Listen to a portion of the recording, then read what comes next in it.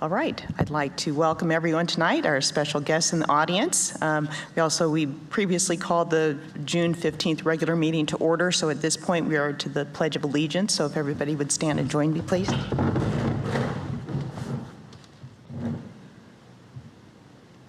I pledge allegiance to the flag of the United States of America and to the republic for which it stands, one nation, under God, indivisible, with liberty and justice for all. Thank you.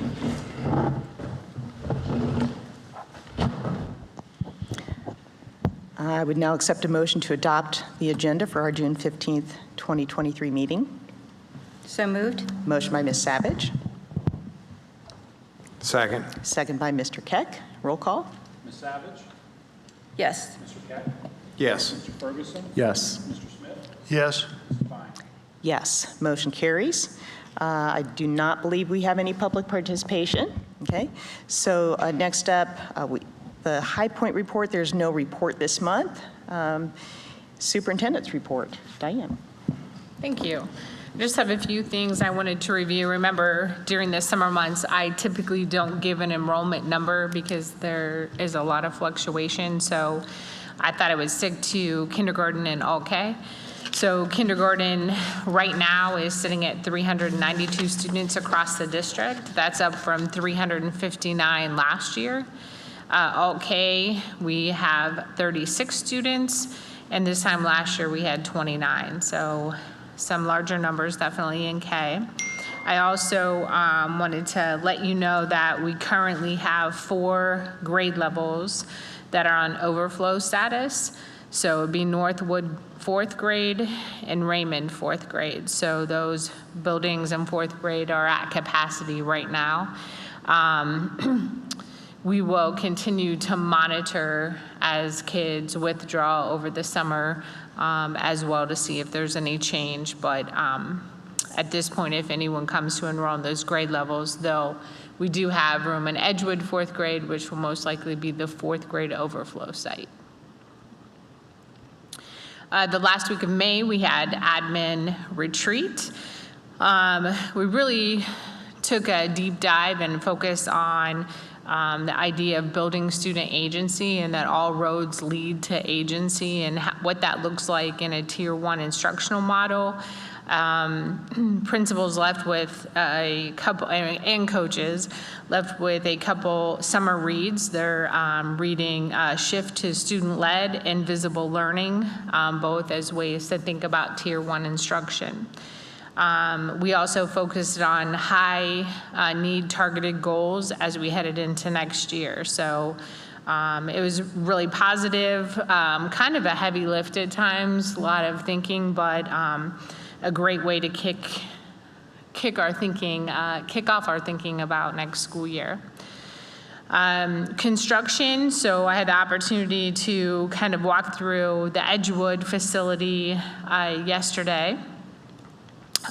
Pretty exciting. Walls and ceilings are installed, tile work, and the restroom flooring is complete. They were going to start laying carpet in some areas yesterday.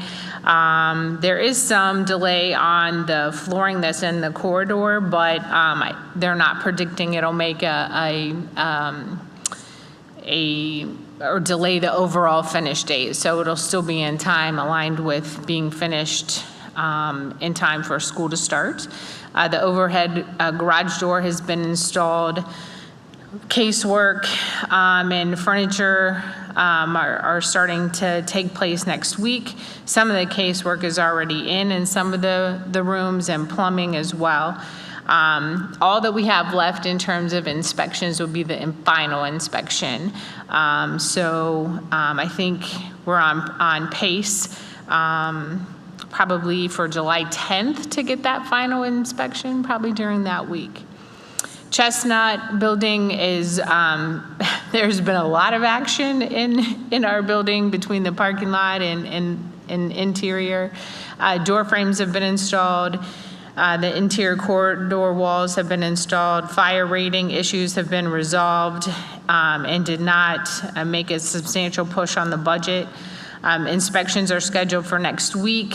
Exterior windows and door openings have been framed. The boardroom area, which will house us in the future, is about 90% complete. And then HVAC work continues, and that is looking like it'll be an August finish for that work. The other update I wanted to provide for you is I did send you kind of a preliminary report card update, and that is shifting a little bit as different districts are entering data. The PI score is shifted a little bit as well. In July, it'll be a better tell. We're not changing too much at this point, and our report card will look pretty much identical as far as rating into last year. I also kind of shared with you highlights. Edgewood made significant gains this year, and it appears that it will be a 5-star building, which was pretty fantastic. And I gave you that comparative analysis too, but we'll do that in July as a more thorough update for you, and where numbers are a little more cemented. Nothing will be final until September, so keep that in mind as well. I also wanted to revisit the contingency plan and kind of where we are. I know I did that last time we were together for our special meeting, but we have had some shifts. We are still sitting at 30, a net 30 loss of staff members. And right now for salaries, we're sitting at a savings of approximately 1.6 million. Now the one thing in our spreadsheet, we are putting placeholders in several positions. So we right now have 7 certified openings and 5 classified openings. So as those positions, we were able to, 3 of them actually were added to the agenda tonight. So as those positions start to be cemented with replacements, we'll have a better feel, but that's where we are as of today. That's all I have. Okay. Any questions for Diane? Okay. Do you know, is there a plan for the Edgewood 4th grade teachers to get a preview of the building? And for example, is there a time when the maybe community can come in and take a look at the building? Yes, we'd like to get a substantial completion date and inspections complete, but we are planning on having a special 4th grade parent night as we lead into the school year. We were hopeful to do it in the spring and allow them to kind of have a modified tour, but construction would not permit that to happen. So there will be, and staff, the hope is we'll be able to start moving into those rooms at the end of July, after that final inspection, really. Okay, great. Thank you. All right. Todd, Treasurer's report. Okay, so for my report, I have a presentation, and it is up there for the, yep, okay, there it is. So this is just talking about some levy simulations, potentially, some routes we could potentially go, potentially in November. The first slide there just is kind of a reminder, a rehash of things we've talked about a lot is with our current local funding and our current taxes, where that money goes. We have 3 different buckets, so to speak. We have our operating fund, which is what the levy in May and any future levy that we would be looking at is for that operating fund. Currently, that collects at 20.17 mils, so just right above that 20 mil floor, which is the state mandated minimum. The second bucket there is our bond fund. That's sitting at 5.85 mils. The bond fund is money that's being used to pay off the debt for when we built our existing school buildings. And then the third bucket is the permanent improvement fund that sits at 3.48 mils. Permanent improvement fund is used for maintaining our existing facilities, the bus fleet, the parking lots. Also, when we built our the stadium renovation, that was used. Permanent improvement funds were used.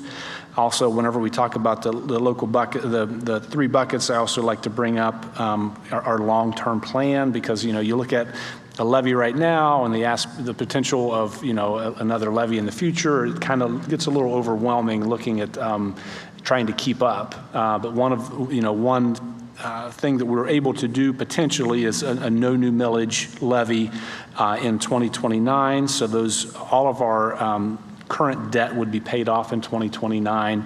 Currently, the bond fund is 5.85 mils. By the time we get to 29, that number may be a little different, but that would be millage that would be totally wiped off our books, which would be a tax savings. But at that point, if we continue to grow like we are, we will probably be needing a new building, at least 1, potentially 2 by that time. So that would be one way to potentially fund the building and fund the staffing of that building, or at least help offset that without having to ask for such a large tax increase. So just part of the long-term plan. So these next slides are kind of showing some levy simulations, some potential options that we could do looking forward for a levy. I would point out that these are not all inclusive by any means. These are just I guess some of these are more informational. Some of them, I guess what I would say would be maybe the most logical. You could come up with a lot of other scenarios where that I could certainly simulate for you. So like I said, don't look at this as an all-inclusive list. The first option, I would kind of call it the do-nothing option. So this idea would be that we don't go for a levy. We've got the cuts from the contingency plan that Diane just talked about, that we could keep those in place. So that means that savings would roll throughout the 5-year forecast. We're also anticipating an increase in state funding that we did not expect when we did our first levy. So that right now we're estimating around $2 million. So if you kind of went with that idea and did nothing, this shows you what we'd be looking at. So again, our normal spreadsheet that we look at, the blue line shows revenues, the red line shows expenditures, the green line shows ending cash balance. So what you can, I guess, glean from this spreadsheet, it shows that, one, if we did nothing, we would be looking at a cash deficit in fiscal year 27. In fiscal year 26, we would probably just barely meet our cash balance policy of having 1 month of expenditures as a cash balance. I think the main thing the other thing I would point out, I noted on here, is that to get that fiscal year 27 balance up to where we could meet that 1 month worth of expenditures would require an additional $4 million in cuts. So meaning the $2 million of cuts that we've made so far would stay in place, and then we'd need to cut an additional $4 million just to get that fiscal year 27 number up to around $6 million.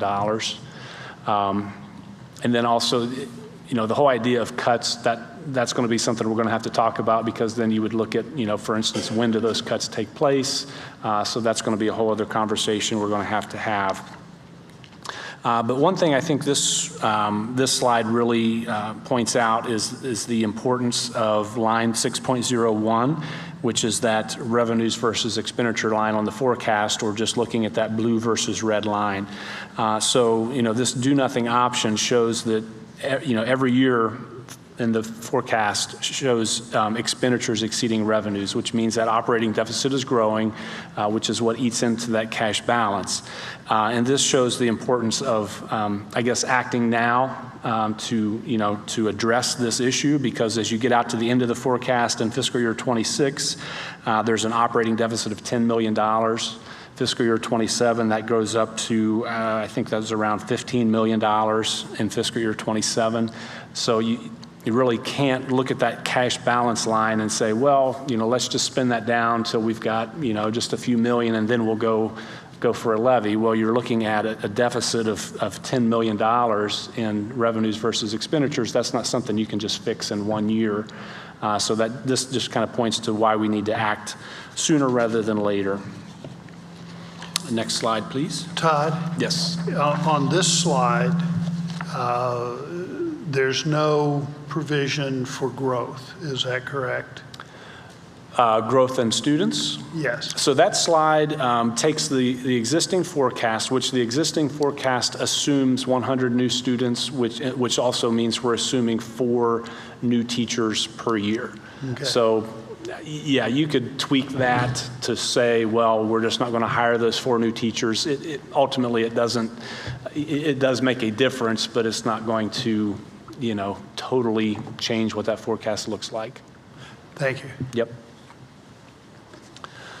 So the next slides are going to assume that we would be going for a levy, whether it be November or future. And then I also want to point out that all of these simulations assume that we're going with that $2 million in state funding. So that number could change. If it changes significantly, then that could change the number. But if it's in that ballpark, then these would probably be pretty viable numbers.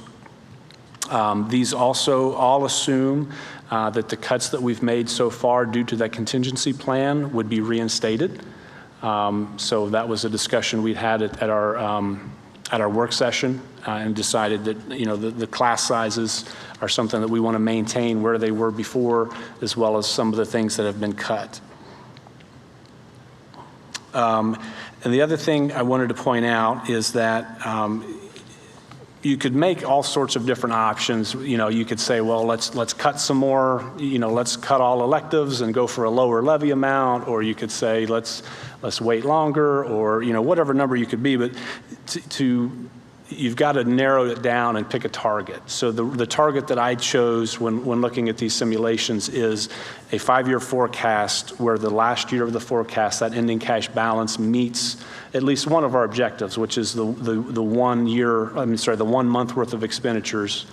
So all of these simulations that you're going to see meet that one objective. So the other objective of the cash balance policy is revenues versus expenditures. None of these will meet that. So in order to meet revenues versus expenditures, we would have to go for an 8 mil levy in November, and then we would only meet that objective in 1 year. It would only meet at one time, and then it would go right back down to having an operating deficit. So just to put that in perspective. So the first option we're showing there would be a 5.5 mil property tax levy going on the ballot in November of 2023. And as I noted, at no point in this simulation would revenues exceed expenditures, but we do get there, somewhat close in a couple years. But that does get us to where fiscal year 27 has an ending cash balance around that $6 million mark. So we would be having that 1 month worth of expenditures. Based on current assumptions, we would be in a deficit the following year. But again, you're getting out there in several years down the road to where, things obviously will change. But as of now, that's what all of these would show, a deficit in fiscal year 28.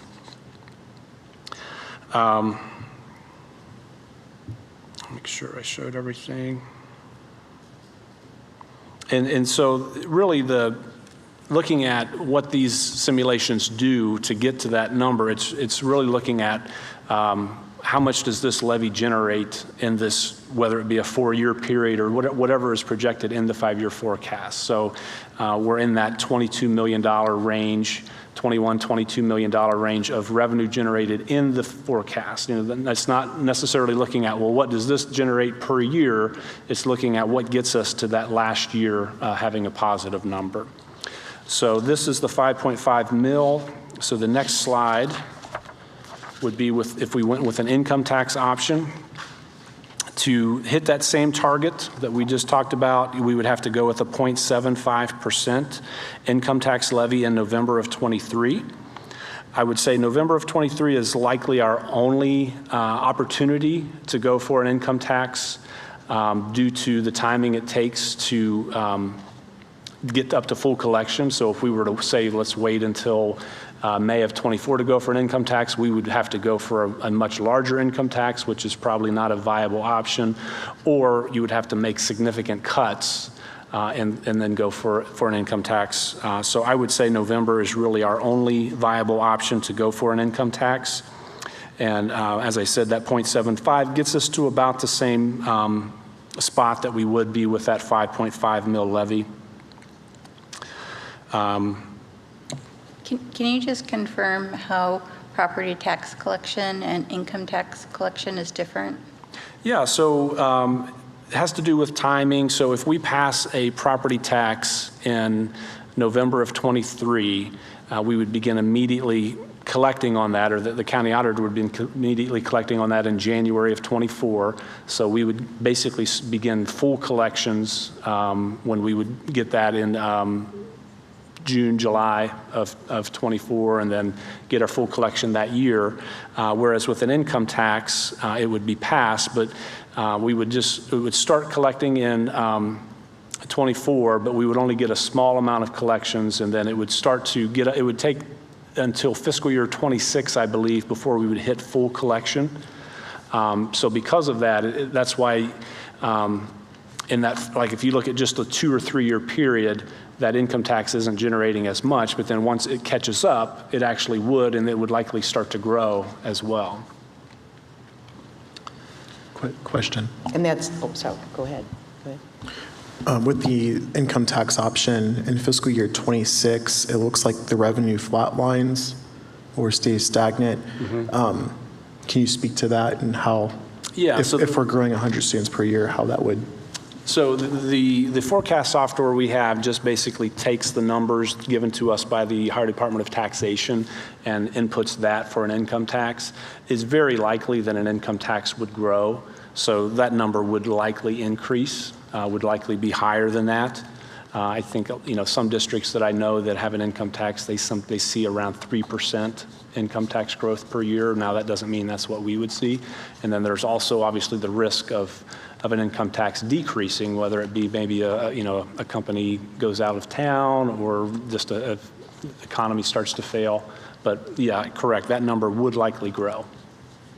And really, and I just want to make the point that with that income tax, if it would pass in November, you'd have to wait until the end of '24 when people, or really the beginning of '25 when people are filing their taxes. Correct. That's really the reason for that delay Yep. in the collection for the income tax. I've got a question for you. What's it going to take to get the ending balance to not go into the negative in '27 on any of these? In '27, this one shows not going in the negative. So in '27, this one shows we would have about a $6 million ending cash balance. Bottom line is a zero. Right. But it's headed that direction. That's what's got me. Yeah, so it's headed that direction in '28. Okay. So in '28, you would see a deficit with all of these options. So, I mean, in essence, you would, to avoid a deficit in '28, this would kind of goes to why we have that cash balance policy. So at some point, we would have to make a decision. If things continue as they are, would we need to pass an additional levy to avoid that deficit? Would we need to make more cuts? And again, you're talking something that's 5 years down the road. Do maybe some other things change in the forecast that allow us to, that deficit gets pushed out a year, or, you know, who knows? Like I said, with an income tax, that number is going to grow, so that would maybe be one of our best bets to avoid that deficit, with having a levy that would actually give us growth in revenues, whereas that 5.5 mil emergency levy, that number does not grow. That's a fixed sum levy that is stagnant. And it basically goes down due to inflation. Well, I guess if you look, yeah, the value of that money, Yeah. correct. Okay.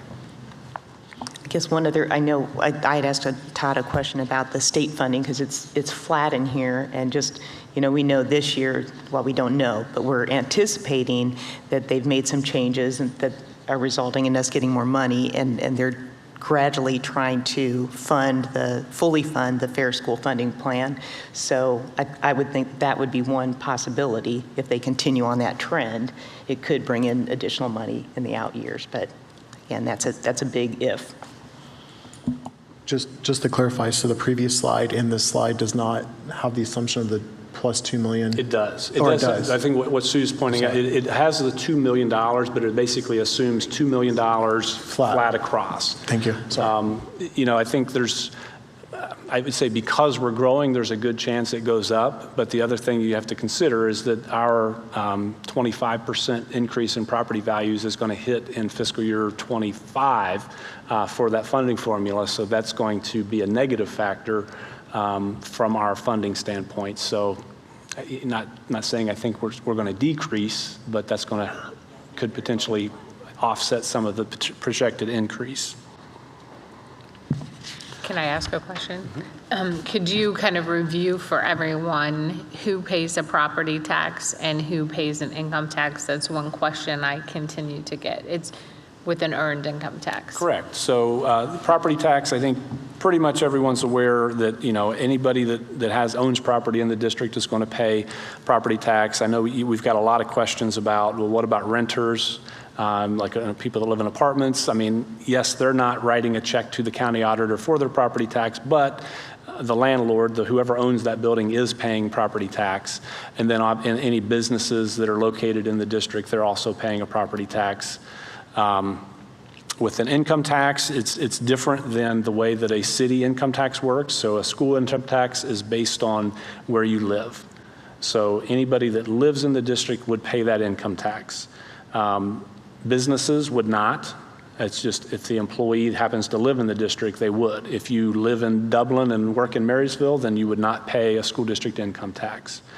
And then the numbers that I'm showing here are based on an earned income only income tax. So that means that senior citizens on fixed incomes or Social Security or pensions, they would not be paying income tax on that type of income. And does that income tax influence our ability to get to the 20 mil floor? Yes, and you're jumping ahead of me. I do I'm have sorry. that one in there. That's then okay. I'll hold off on my question. So the next slide, somebody brought up the idea of a combination levy. Go back one, James. Thank you. So this shows the idea of a combination of a 0.5% income tax and a 2 mil property tax, what's called a combination levy.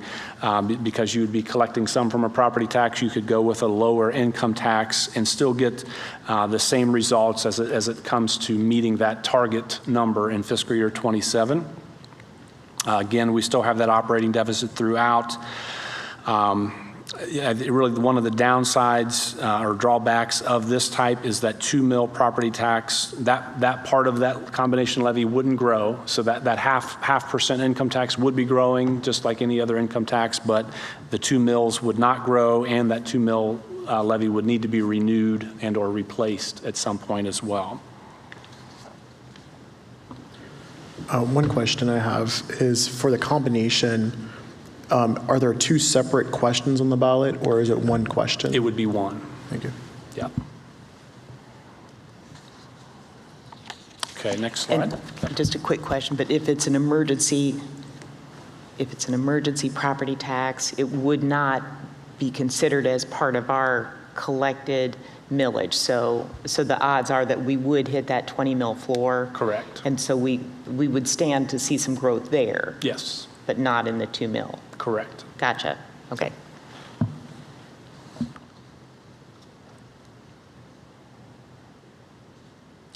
Okay, next slide, please.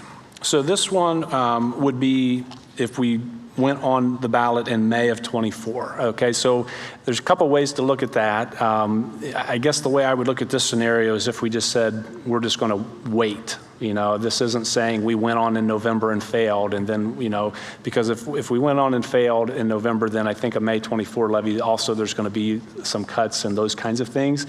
So this doesn't assume any additional cuts. It just assumes that we just said, let's not do November, let's wait until 2024. Because we're waiting, because that's an additional year of collection that we would have missed out on, this would mean that property tax would have to go up. So instead of 5.5, we would be looking at a 7.5 mil property tax to get us to that same target in fiscal year 27. And the next slide basically takes that same scenario and says, well, what if we just wait until 2025? So if we waited until 2025, that millage would have to increase to 12 mills to, again, hit that same target that we were looking for in fiscal '27. So this option is basically saying just use all the money you've got right now. And just Yeah, just let's and then just keep on ask for a big spending. chunk at the end. Spend away our cash balance Right. until we got nothing left. Right. And then ask for a huge levy to help. So Right. that one's more informational, I would say. Right, not your recommendation at this point. Correct. Yeah.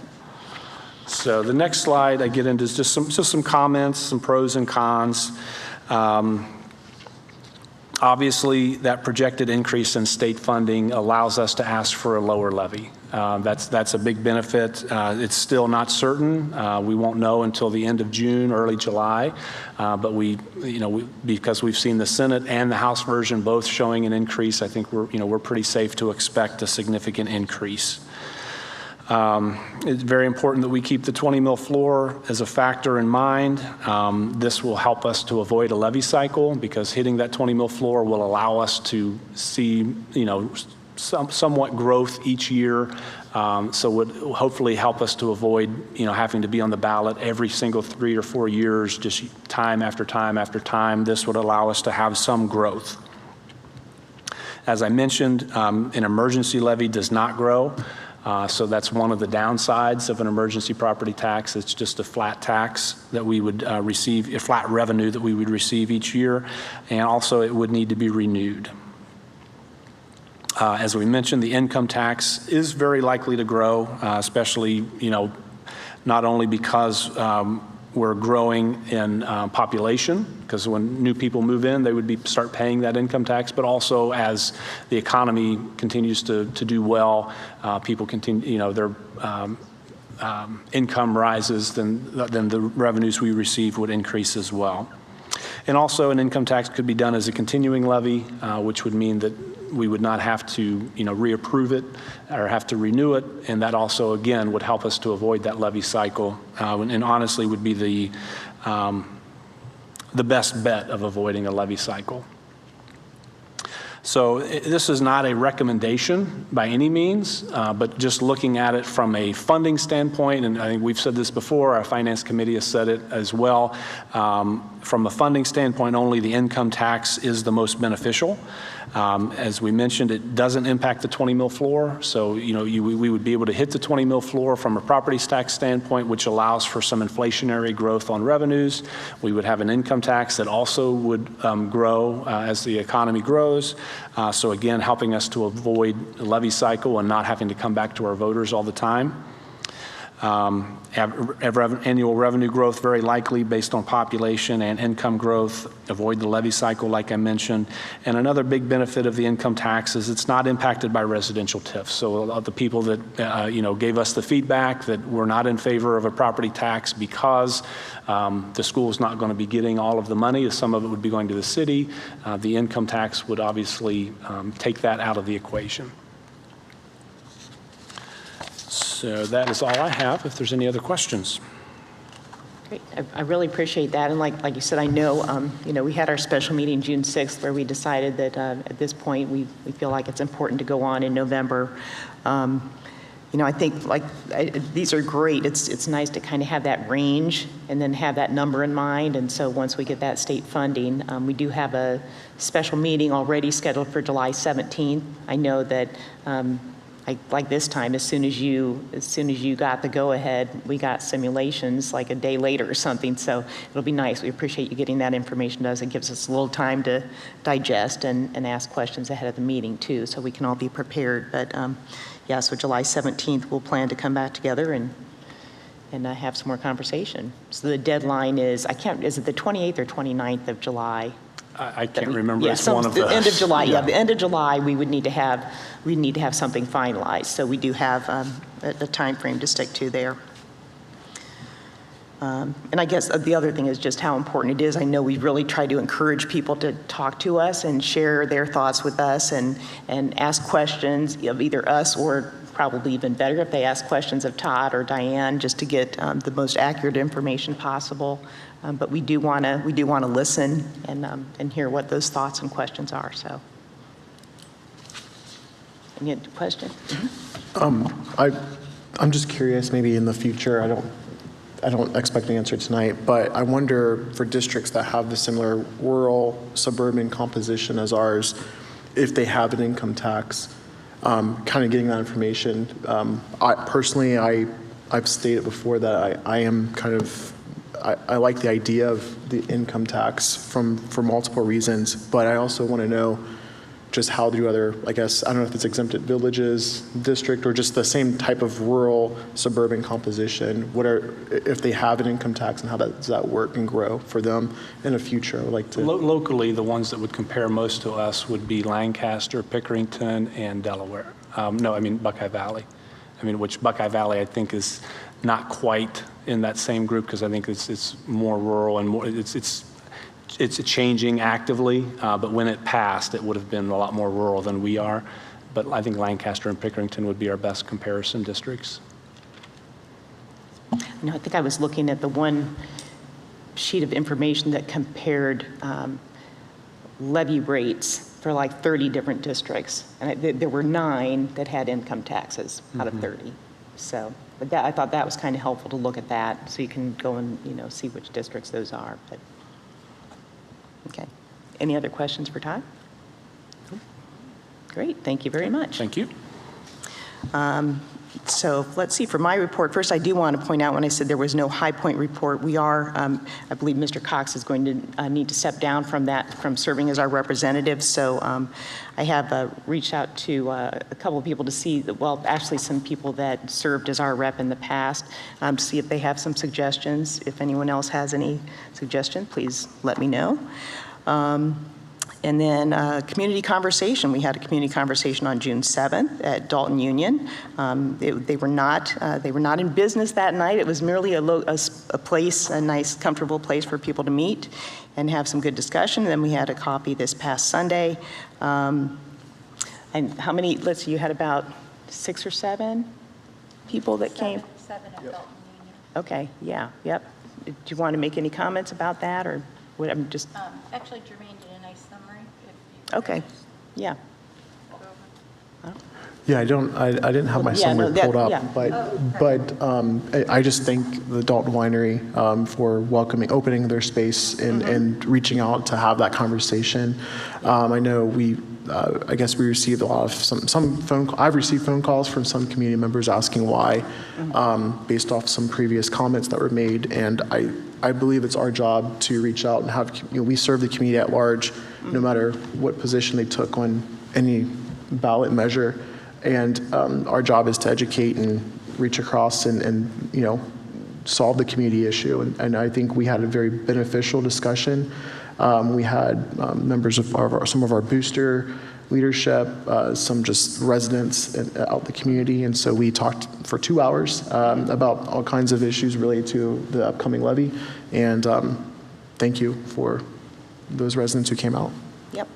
And we had 3 people show up for the coffee on Sunday, but again, like every conversation I think is helpful for all of us, just to hear what some of the concerns are, and some people who are just new to the district and just wanted to have a better understanding of how things work, and have actually just been thrilled with their experience over this past year. So that's always really nice to hear that. Let's see, we had our first of our end-of-year evaluations tonight. Our treasurer, Todd, Diane, will be doing hers in July. And as a board, we'll need to be doing our self-evaluation and review our work plan for next school year. So we'll most likely try and squeeze that in the end of July or early August. And then, like I said, we've got a special meeting on July 17th to continue our levy discussions. So it's going to be a busy summer. There was a chamber board meeting this morning, just a couple reports there. As we all know, there's a lot of road work going on right now. The good news is the 4th Street work is supposed to be wrapping up the end of this month. Woohoo. The bad news is, then they're going to start working on Elwood and then Maple Route 31 from the high school to Route 33, which I know we have been aware of that for a while. So for anybody listening out there, please be patient. I know that's going to have a big impact on busing. There was also a lot of discussion about housing and the importance of just sharing the idea that that as a community we want to preserve our agricultural small town heritage while also recognizing that to prosper as a city we do need to have some managed growth. So Tanya Mabry was there. She's with the Convention and Visitors Bureau. And she just, I think, kind of similar to having that conversation out there at Dalton Union, she thought maybe that Friday nights uptown would be a great place to have information about housing. And you know, maybe as a school district, we want to have some information there too. I don't know. But at the end of the day, as a community, we just really need to find our common ground and work together. I think that was the main gist of that conversation. So that's my report for tonight. We have a student achievement report, Ms. Savage. We certainly do, and it's the end of the year, and that's kind of the time where the students have finished up testing, and we want to thank the students for all of their hard work in going through the Ohio State testing process. But it also ends generally on a high note where a lot of the activities we have saved for the year take place the last couple weeks of school. So we had clap outs at all of the elementary schools, which is always a favorite experience of mine, where the parents come and clap as the fourth graders move out of the school for the final time. Also, we had the Bunsold tours of the high schools, so they get to tour the high school and determine whether they'd like to attend the traditional high school or the early college high school. And also Creekview comes to Bunsold and takes a look at what middle school looks like. So always a fun time for the students. We had a number of field days, extravaganzas. Susical, the musical, was toured around the district to all the elementary schools. Rise showcases at Creekview. Pathway Fair at Bunsold, introducing different careers to 7th and 8th grade students. They had a chance to kind of spend a little time examining different careers, career paths. Graduation, of course, and just to call out that our students received $2.7 million in scholarships this year. So, Thank you. Lots of great highlights for sure. Legislative report, Mr. Smith. Over the last month, have been really focused on House Bill 33. It was over in the Senate side of things. I provided some testimony to the Senate Finance Committee, and I've tried to stay in contact with Senator Renicky as the Senate was looking at that bill. I identified in my report to you some of the significant changes. Most of those didn't change today because the Senate, about 5 minutes after I sent out this report, made a decision to alter some of the provisions. One thing, it looked like the Senate was going to keep the fair funding cost basis at 2022 figures. And the new one that just came out today seems to indicate, and I've just kind of glanced through it quickly, but it seems to indicate that they want to go to 2021, which would be less money. Their original plan that was being discussed was to move it to 2020. And so it's up from that, but down from the House, and we'll see where that kind of ends up. The bill will now go to a conference committee because they send it to the House. If the House disagrees with any of the provisions, then it goes to a conference committee, and I would expect that there would be be disagreement on some of those things. I have a meeting with, and I didn't put that in the report, I'm meeting with Representative Richardson tomorrow morning to talk about where the legislature is in the House at this point.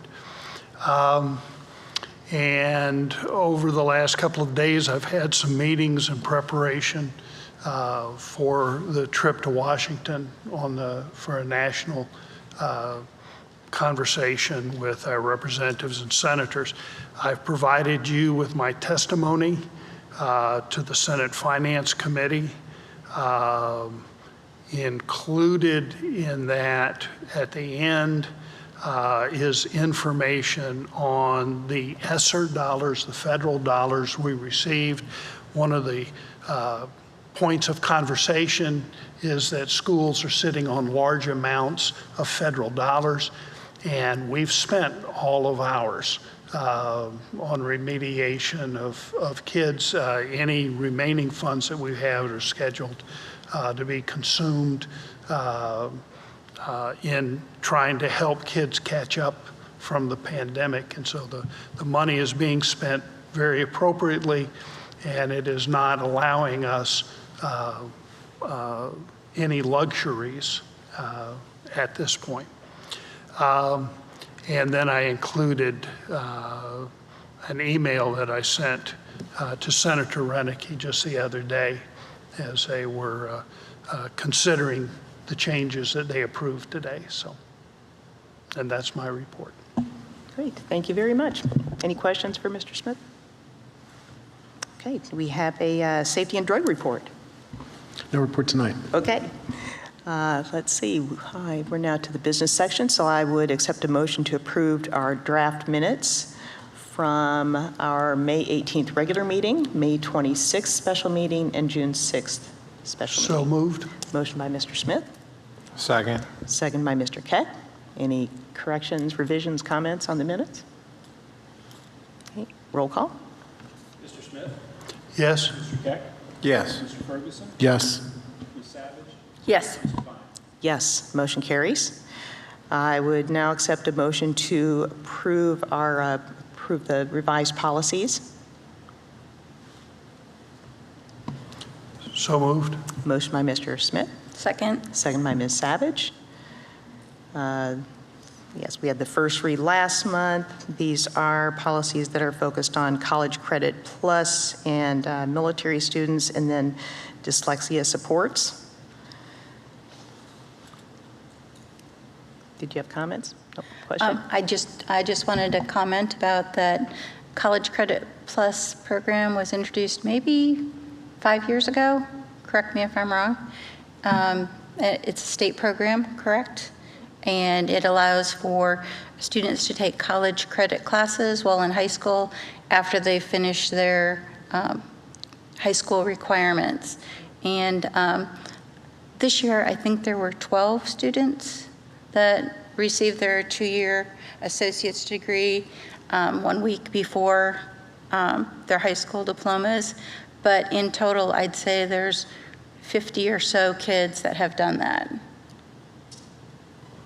Yes, I mean, since we started the early college, we saw a drop like everyone did in college enrollment during COVID, but I'd have to go back and look at records. I wasn't ready for that question. I'm sorry, I just That's wanted fine. I just wanted to point out that it's been a very successful program and that we have implemented it very successfully, and it does allow students, it takes particular drive and motivation to do it, but it allows them to get 2 years of college paid for by the local school district. Yeah, and to your point, even students who do not get their associate's degree, I think this year it was well over 3,000 college credits that were earned by our high school students. So even starting with a leg up in college is a significant advantage. Yep.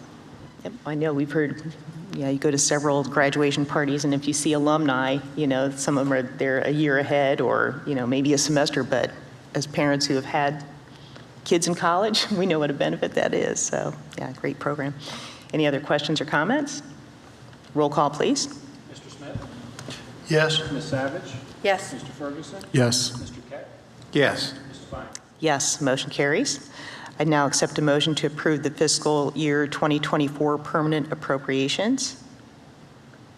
So moved. Motion by Mr. Keck, Second. second by Mr. Smith. Questions, comments?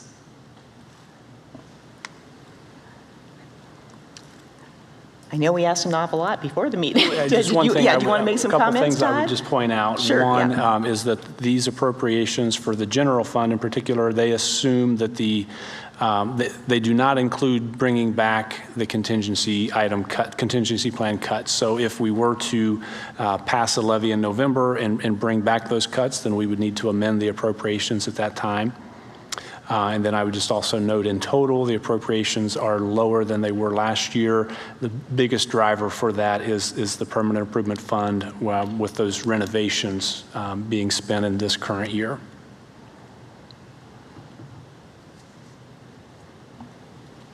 Any questions now? Nope. Okay, roll call, please. Mr. Keck? Yes. Mr. Smith? Yes. Mr. Ferguson? Yes. Ms. Savage? Yes. Mr. Fine? Yes, motion carries. Next, I would accept a motion to approve the 2023-2024 Calamity Day Alternative Makeup Plan Resolution. So moved? Motion by Ms. Savage, Second. second by Mr. Keck. Do you want to make any comments, Diane? Yeah, I mean, this is something we've done, it's required. We need to approve this resolution. Correct, in Right. order to limit the amount of calamity days that are charged against the district. So traditionally, we have used this for Calamity Day 4, 5, and 6 to provide online content for kids. Okay. And I don't think there were any changes from the past in this at all, so. No, ma'am. Right, okay. Another comment? Okay, roll call, please. Ms. Savage? Yes. Mr. Keck? Yes. Mr. Ferguson? Yes. Mr. Smith? Yes. Mr. Fine? Yes, motion carries. I now accept a motion to approve the treasure items. So moved? Motion by Ms. Savage, Second. second by Mr. Keck. Todd? No real surprises in the cash flow, so nothing to point out there unless you have any questions. For the appropriations, a couple items, like I mentioned last month, general fund, I'm asking for an increase there, not because we anticipate going over, but we want to have a little bit of cushion just in case. As you might remember, when we did the appropriations originally back in June of last year, we did not have SROs, elementary SROs in there. We didn't have the new preschool classrooms that we've added. So, you know, those things have brought the number up. We've saved money in other areas that brought the number down. So we were really, if I looked at my cash flow at this moment, we would just be right there with about a $30,000 of cushion, but that's not a lot of cushion. So this just gives us a little bit of leeway. And then in the self-insurance fund, that was the same scenario where if we had good claims in June, we would probably be okay, but I would rather have a little bit of cushion just in case we have some bad weeks. We were looking pretty good, and then just last week it was a bad week. So we'll probably need at least a portion of that number. Any questions or comments? I see that there's the NEX donation.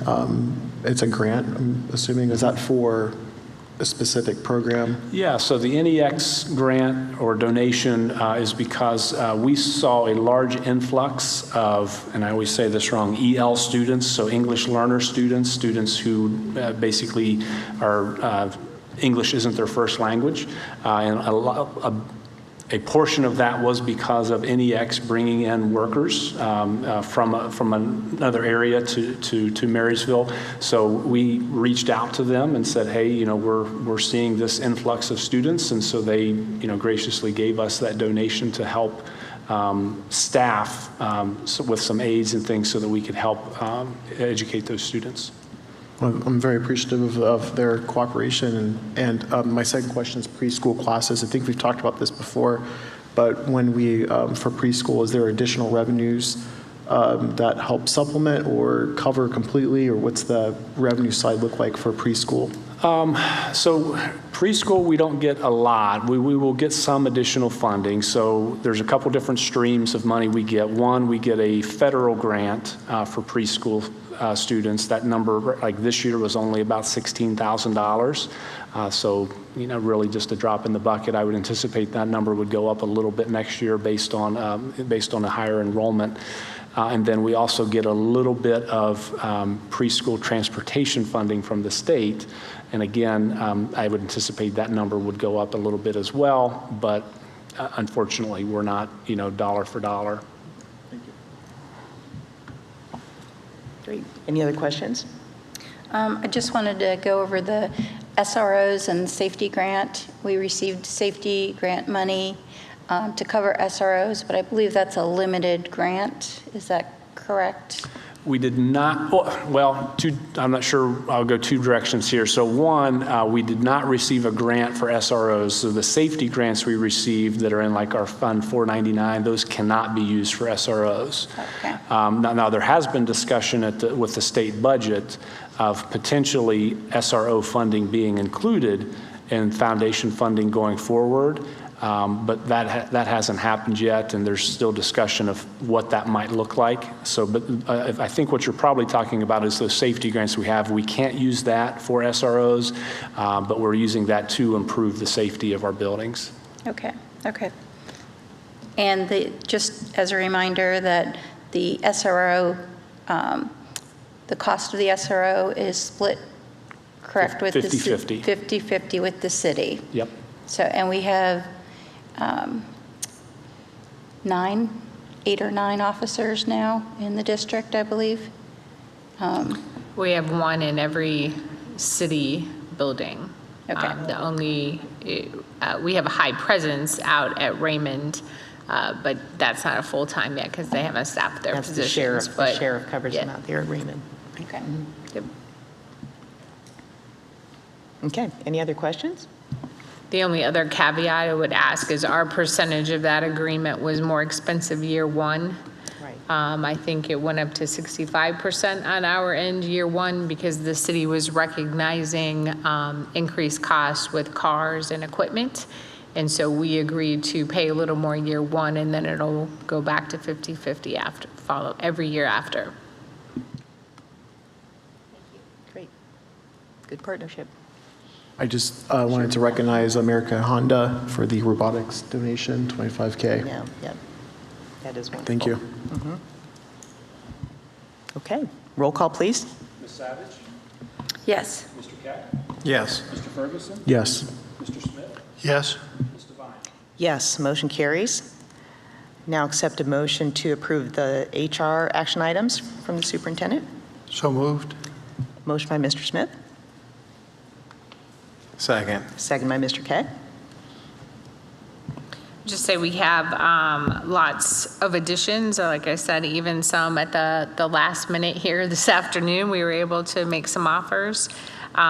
We have had lots of shifts and even continued to have that earlier this week with a resignation. You're going to see summer school and extended school year service. Extended school year service is a requirement for some of our special needs students to receive education throughout the summer months. Summer school, we have 4 students who are at risk of retention for the 3rd grade reading guarantee who are getting intervention. And then we are also running high school summer school for remediation as well as credit recovery. The credit recovery courses are a charge to families. We also have 2 administrators. As you know, we've been looking for some time for a transportation director. So Zach is on the agenda. Q-Tub comes from Findlay and is an experienced transportation director. And as well, we have Raymond Principal, who I informally introduced before the meeting, Erica, pending your approval. Great. Any questions or comments? I'd like to welcome Erica to Marysville Schools. Okay. We'll do a roll call and then we can officially, right? Okay, roll call, please. Mr. Smith? Yes? Mr. Keck? Yes. Mr. Ferguson? Yes. Ms. Savage? Yes. Ms. Devine? Yes, motion carries. How about a round of applause for our new principal out there? We look forward to seeing you next fall. We like to make some building visits 2 times a year and try not to be too distracting, but we just like to come out and say hi and see what's happening out there. So welcome to Marysville. I would mention that Erica was a trooper, and I came to admin retreat as well. So spent great. days learning and maybe a little information overload sometimes, but it was good. That is great. Thank you. Okay, next I would accept a motion to approve the other superintendent action items. So moved. Motion by Ms. Savage, Second? second by Mr. Smith. Any comments? Nope, okay. Just a lot of overnight of trips. Yep. 1 early graduate, 1 field placement. It's nice to see all these opportunities for students, really. I mean, I love it, yeah. Just a point of clarification. We went through all of these, and a different organization is sponsoring the overnight trips, transportation. So that's just, if you see this on the agenda, you wonder the contingency plan, these are all sponsored by booster clubs or.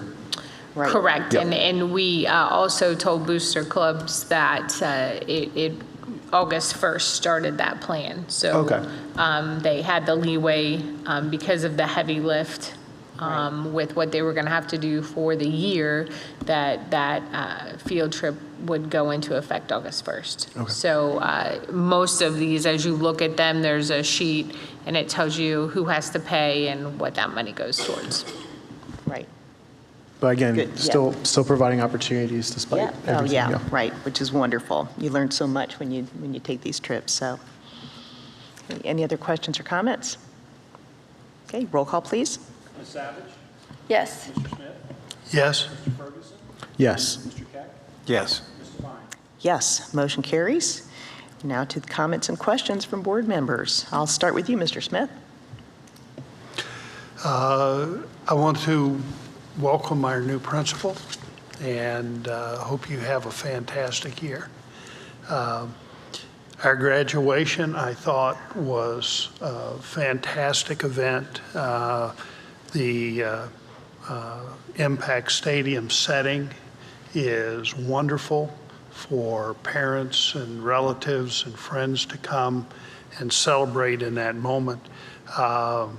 And I thought all the people that were involved in the organization did a marvelous job this year. It was an exciting end. Looking through the building reports, everybody was doing fun events to finish the year and doing all sorts of student recognition for accomplishments during the course of the year. And I know that with the admin retreat, that the work is already in progress for next year. So looking forward to it. Thank you. Mr. Keck? Well, as usual, I don't have a whole lot, but I will say graduation was spectacular. I can't believe the number of community people that were there. I've never seen the stadium quite that full for our graduation, and that was pretty special. Also, I would like to thank formally Dick for his work at working on the legislative side of things. I think that's very valuable to us and a lot of work. So, thank you. Thank you. Ms. Savage?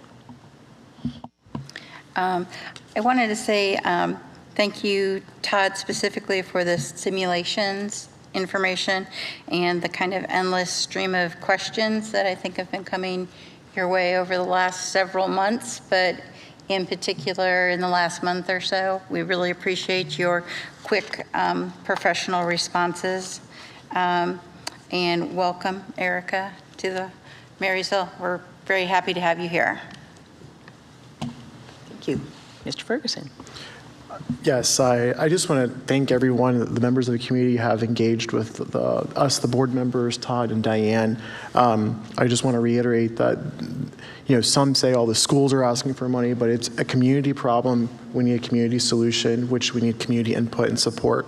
And so as we navigate, please review the various simulations that were presented tonight, review that information, because this is the time to tell us what you want and what direction you want this board to go. This is the time, because once July we make a decision, then it's a different conversation. It's just the time to influence that. And so thank you, Todd, for all and Diane, for all your time educating members of the community and kind of walking us through various simulations tonight. And I believe they're going to be very beneficial. Last night, I just want to share, I went to Buckeye Boy State at Miami University, and Buckeye Boy State is a state American Legion program that is it's local government on display for a whole week. And so last night was the inaugural for their elections, and the Ohio Supreme Court Chief Justice Kennedy sworn in all the governor and all the members that were elected to their offices, and our Secretary of State Frank LaRose gave us a speech about civics and leadership. And so it was a really good night to see over 700 boys all kind of focused on learning government in action. So I didn't get a list of names of anyone from Marysville specifically, but I know there are a couple, just don't know their names. But that was something to, next year, if you're a junior, in your junior year, that's the time if you're interested. I know a lot of individuals who went to the service academy or other just leaders in our community elected leaders have that credential on their resume. So just wanted to highlight that program from a state level. Thank you. That's wonderful. Mr. Johnson? Nothing? Okay. Done?